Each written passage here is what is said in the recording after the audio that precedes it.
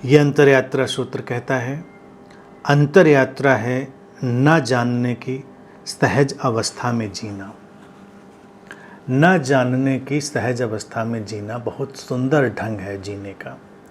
अंतर यात्रा का सूत्र इसीलिए इसको हमारे सामने बहुत ही सुंदरता से रख रहा है, क्योंकि जानना क्या है। हम एक जानने की जो यात्रा में जाते हैं तो हम क्या जानते हैं सचमुच में? हम सूचनाएं इकट्ठी करते हैं, हम जीवन में क्या है, कैसे है, इन सब की तरह तरह की सूचनाएं इकट्ठी करते हैं और उसको ज्ञान समझ लेते हैं। कई बार जो अंतर्यात्री है वो उस ज्ञान के बोझ के नीचे ही दब जाता है, बोझिल हो जाता है और ज़्यादा ज्ञान इकट्ठा कर लेता है तो उसको लगता है कि पता नहीं, मैं शायद बहुत कुछ जानने लगा हूँ, और जानता कुछ भी नहीं। जीवन एक रहस्य है, उसके रहस्य के साथ जीना होता है, लेकिन वो एक छद्म व्यवस्था अगर पैदा हो गई है तो उसमें बहुत ही कठिनाई आ जाती है जीवन को सार्थक दिशा देने के लिए। तो इसीलिए सूत्र कह रहे हैं ना जानने की सहज अवस्था। अगर हम नहीं जानते हैं उसमें सहज रहें, ये ज़्यादा नेचुरल है, ज़्यादा नैसर्गिक है, इसमें हमको कोई समस्या नहीं होनी चाहिए, कोई अड़चन नहीं होनी चाहिए। और सुंदरता ये है कि जब हम ना जानने की सहज नैसर्गिक अवस्था में जीते हैं, उसके स्वीकार में जीते हैं, तो ये बात हमें विनम्र बनाती है।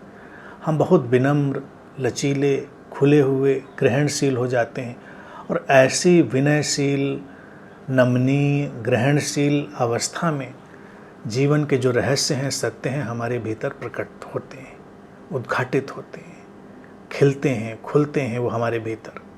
लेकिन अगर हम ज्ञान के उस बोझ में जकड़ जाते हैं, उसके नीचे दब जाते हैं और हमको ये गलतफहमी हो जाती है कि हम जानते हैं कुछ, तो मुश्किल हो जाती है। इसलिए इतिहास इस बात का साक्षी है कि जब भी कोई ज्ञान की बहुत उच्च अवस्था में गया, उसने अपने को ऐसा ही अनुभव किया कि मैं कुछ नहीं जानता। इसके कई उदाहरण, सुकरात का उदाहरण तो देखिए हम जानते ही हैं।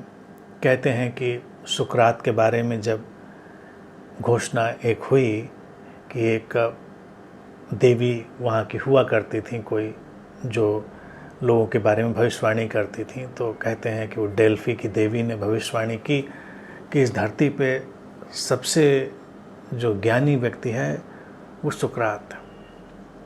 तो जब सुकरात से बात कही गई तो कहते हैं कि सुकरात ने कहा कि ये सच नहीं है। हाँ, पहले मुझे लगता था कि मैं बहुत ज्ञानी हूँ, लेकिन अब सचमुच में जब ज्ञान घटा है तो मेरी अवस्था यही है कि मुझे लगता है कि मैं कुछ नहीं जानता हूँ और मैं कुछ ना जानने की सहजता में जीने का आनंद ले रहा हूँ। तो इसलिए मुझे ये मत कहो कि मैं सबसे ज्ञानी हूँ, मैं कुछ नहीं जानता। तो ये एक नैसर्गिक अवस्था हुई, और ये क्या है, ये एक रहस्य से संयुक्त हो जाने की अवस्था है। जो जीवन का विराट रहस्य, वो इतना विराट है, इतना विराट है कि उसमें हम विस्मित और अवाक होकर ही चल सकते हैं, उसमें बह सकते हैं। उसको जानना क्या है। भारत में हमने इसी को बड़े सुंदर ढंग से 3 चीज़ों में विभाजित करके रखा था कि जानने की 3 अवस्थाएं हैं, ज्ञात, अज्ञात और अज्ञेय। ज्ञात जो हम जान लेते हैं, छुटपुट, जो हमारा जानने का जगत है सामान्य। अज्ञात जिसे हम नहीं जान पा रहे हैं, छुपा हुआ है और हम उसको जानने की चेष्टा कर रहे हैं, तो उस अज्ञात को भी धीरे धीरे हम ज्ञात का हिस्सा बनाते चले जाएंगे। अज्ञात पीछे खिसक जाएगा, कुछ और चीज़ें धुंध में छुपी लगेंगी, हम फिर उनको जान लेंगे। तो इसी तरह से ज्ञान का विस्तार भी हुआ। कल जो अज्ञात था आज ज्ञात हो गया है। लेकिन एक तीसरी अवस्था जो भारत में हमने कही, अज्ञेय, अननोएबल। नोन अननोन तो ठीक था, एक अवस्था तीसरी अननोएबल भी है, अज्ञेय, जिसे जाना ही नहीं जा सकता। हम कितना भी जान लें वो रहस्य ही बना रहेगा। तो वो अवस्था जो है वही न जानने की सहजता की परम अवस्था है। और आज का विज्ञान भी देखो इसी बात पर आकर खड़ा हो गया है। पहले विज्ञान के बारे में लोगों को लगता था कि विज्ञान सब जानने की यात्रा है। हाँ, जानने की यात्रा है, अज्ञात को धीरे धीरे ज्ञात बनाने की यात्रा है, लेकिन विज्ञान भी अचानक उस धरातल से टकरा गया है जो अज्ञेय का धरातल है। क्वांटम फिजिक्स वगैरह जो सिद्धांत आए तो उसके बारे में मैं पढ़ रहा था कि उसके बारे में कहावत ही यही कहते हैं कि अगर कोई व्यक्ति ये दावा करता है क्वांटम फिजिक्स के बारे में कि मैं क्वांटम फिजिक्स को पूरी तरह जानता हूँ, तो इसका यही मतलब है कि वो क्वांटम फिजिक्स को बिल्कुल नहीं जानता। ब्रह्मांड के रहस्यों को देखना जब शुरू किया विज्ञान ने, तो वो विस्मित होता चला गया। इतना व्यापक विराट जगत, उसके बारे में हम क्या जानें, कितना जानें। तो जानने की सीमाएं बढ़ती जाएंगी।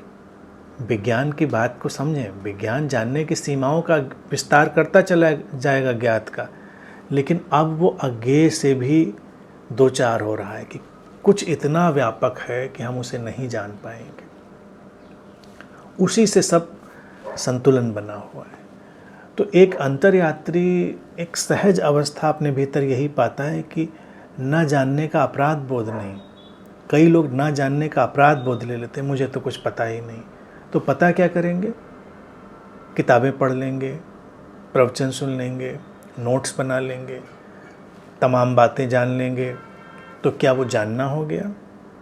वो काम तो हमारा कंप्यूटर, हमारा आज का मोबाइल फ़ोन, हमारा इंटरनेट ही कर देता है। इंटरनेट पे सब कुछ अवेलेबल है, क्लिक करो सब अवेलेबल है। तो क्या वो जो सारी सूचना जानकारी है वो हमको ज्ञान का एहसास दे देती है, अनुभूति दे देती है? हम तो फिर भी उतने ही अज्ञानी, खाली, खोखले बने रहते हैं। और ये आज की टेक्नोलॉजी के जो तकनीक के आविष्कार ने इस बात को और उभार के रख दिया है कि कितना भी जान लो, लेकिन भीतर का खालीपन तो वही का वही है, खोखलापन, रिक्तता वही की वही है।